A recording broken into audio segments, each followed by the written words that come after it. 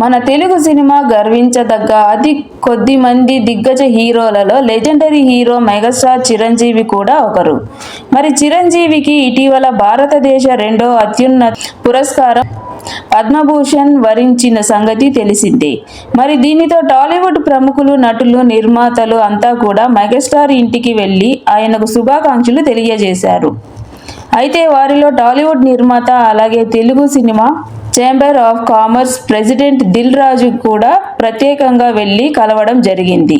అయితే తాను కలిసిన అనంతరం ఆయనకు ఈ అవార్డు రావడం చాలా ఆనందం కలిగించింది అని, అయితే ఈ శుభ సందర్భంలో ఒక స్పెషల్ ఈవెంట్ ని తాము ప్లాన్ చేస్తున్నామని, మిగతా వివరాలు త్వరలోనే అందిస్తామని తెలిపారు. దీనితో మెగాస్టార్ కి దక్కిన ఈ అరుదైన గౌరవానికి తెలుగు సినిమా తరపున ఒక గ్రాండ్ ట్రీట్ త్వరలోనే ఉండబోతుందని చెప్పాలి.